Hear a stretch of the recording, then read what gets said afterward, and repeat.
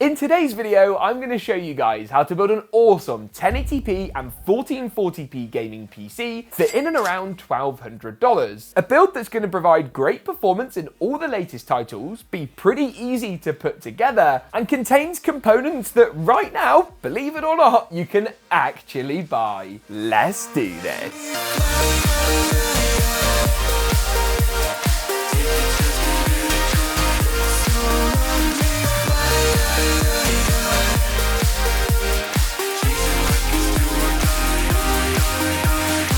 Today's build is going to be comprised of three main sections. First, I'm going to walk you guys through the parts that I've picked for this system and why. Second, I'm going to go ahead and put it together and see if we face any challenges along the way. And third and finally, we're going to look at those gaming benchmark numbers in all the latest and most popular titles at the end. Now then, let's begin, shall we, by looking at the CPU and GPU combo. This is the best place to start with any build, and that's because this is not only where we want to allocate as much of the budget for the system as possible, but also because it gives us a great idea of the gaming performance of the build as a whole. Now, the AMD Radeon RX 7700 XT doesn't look like it's on the replacement roadmap right now. And what that means is you can actually buy it at a reasonable price from a choice of retailers. This particular model is Power Color's Hellhound. There are loads of different choices available. There's some great cards from ASRock, Gigabyte, XFX, and Sapphire, to name but a few. And this is going to deliver you really great performance, especially for the price point. You get an impressive 12 gigabytes of video memory. That's great for those of you who want to game at 1440p, but the rasterization performance at 1080p is frankly superb as well. It pairs up really nicely with our AMD Ryzen 5 7600, 6 cores, 12 threads, and it's just a great chip for this system. I've actually ordered in AMD's brand new Ryzen 5 9600, not the X version, the new non-X design, which they've kept very quiet. That is going to be more expensive than the 7600, but I'm keen to get that in, compare them, and see which is the best for these budget and mid-range systems. As far as RAM and storage is concerned, I've gone for a Teamgroup T-Force Vulcan kit. This is non-RGB, it's not flashy, but it doesn't need to be. And with good speeds and low latencies, it's a great pick. Try and aim for 6,000 megahertz or mega transfers or higher, and a latency ideally of 32 or lower. Storage-wise is another favorite of mine. This is Crucial's P3+. It comes in with a 1 terabyte capacity in this particular config, but you can opt up for a 2 terabyte drive. If you want even more space, they do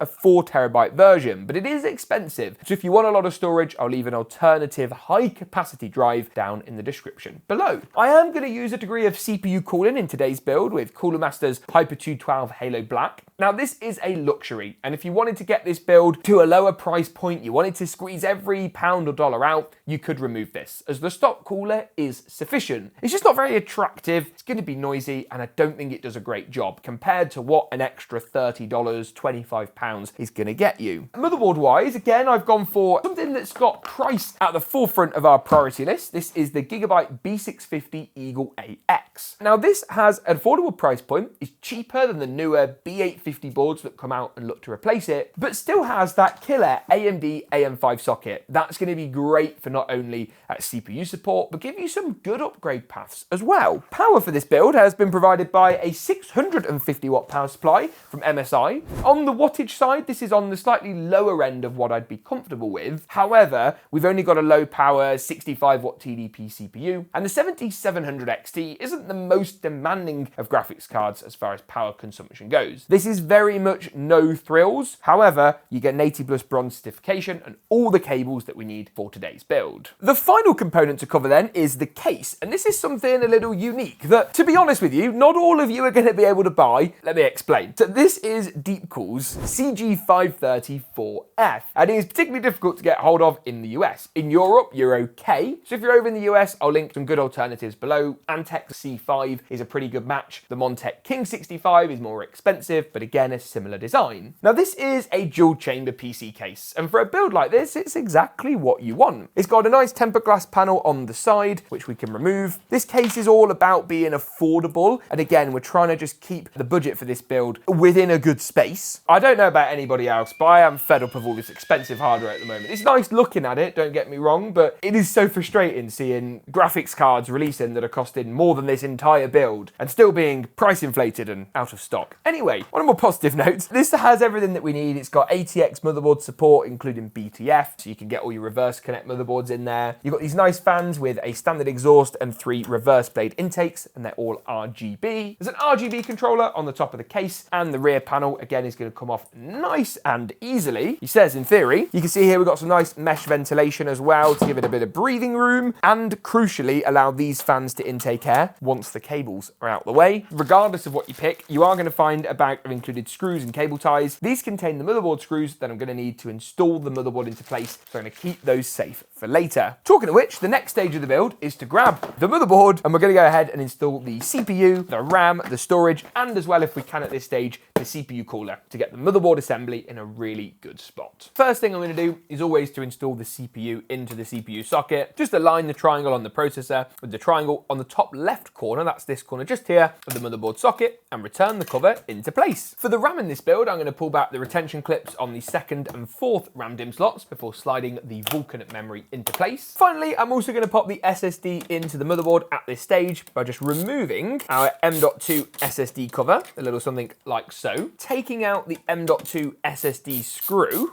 You can see that thing is really quite tiny, and then sliding the crucial P3 Plus into place, securing the screw back down, and then finally adding the heatsink on for good measure. I tell a lie, there is one more thing I'm going to do on the motherboard now, and that is the cooler. But I'm hoping this is going to be pretty easy to install. From memory, it is. Now, the one thing you do need to do is just take off the fan that comes pre-attached. We're going to still use that, but not until later. And then locate the bag, which should contain our AMD mounting hardware. Now, the AMD mounting hardware tends to be the longer set of brackets. You can see here what these longer brackets look like, and I'm actually just going to slot those onto the underside of the CPU cooler with the included small screws, a little something like so. Once I've done that, I'm then removing the black plastic brackets that come included on the motherboard before adding a drop of thermal paste and securing the cooler into place. I'm then going to go ahead and move the motherboard into the case. A quick glance and all the standoffs look to be in the right locations. This is an ATX board, this is an ATX case, so the two are going to go together really, really easily. All you need to do is slide the motherboard in. We've not got any IO shield to click in or anything like that. Get it all aligned, a little something like so. And a couple of the standoffs are actually going to be raised, which will hold the motherboard in. So you can see the top 2 standoffs in this case are raised. It's going to stop it from going anywhere. And good news is we just about have enough clearance for our CPU tower air cooler as well. 3 screws to secure at the top, 3 along the middle, and 3 down the bottom. And then I'm going to pop the fan back onto the cooler to make sure we have a bit of active cooling on our heatsink too. That's looking pretty good. I am going to do the power supply next, just because getting this in and doing any cables and wiring is just good to get out the way before putting the GPU in. Now, this power supply is so tiny and small, but I've used this so many times, never had any problems with it. It's very, very affordable. MSI have a few hidden gems really, you know, like power supplies. They've got their A750 and A850 GL, great value ATX3 PSUs with the Gen 5 connector. This A650BN is just a bit of a value king really. And I'm also of course going to show you not only how to get this thing plumbed in and screwed down, but actually how to get all your cables and wiring done as well. So you can see here we've got the fan, which is going to pull air through the rear panel. And I've got 4 screws to tighten up at the back of the unit. I'm then going to follow this up with the power cables. The CPU power is going to go to the top left. The motherboard, which is the largest 24-pin connector, to the right-hand side. GPU we're going to save for later. And I'm also going to add in a SATA power, which you'd use for an old school hard driver SSD, to the integrated RGB hub. After that, I've got USB 3. We've got the Type A and Type C connections to go to the right-hand side, as well as our HD audio to the bottom left for the headphone mic combo jack, JFP1 front panel connections to the bottom right of the board for your power, reset, hard drive indicator LEDs. And then finally, I can pop the GPU in. Now, as I say, this PowerColor Hellhound model is a little on the larger side, really, relatively speaking. However, I like it. It's a nice looking graphics card, and I'll leave latest pricing and availability for this GPU down below. We also offer some pre-builts here in the UK that are very similar to this over on Geek PC, which is my PC building company, with 7700 XTs, 7800 XTs, and if you want to check those out, you can find links to that in the description down below. Now then, let's see where our GPU is going to go. So if I hover it over the top slot in the case, I can see it's the 2nd and 3rd lanes that need to be removed. So I'm going to go ahead and take those lanes out first, and then slide the GPU into place. A little something like so. Couple of screws,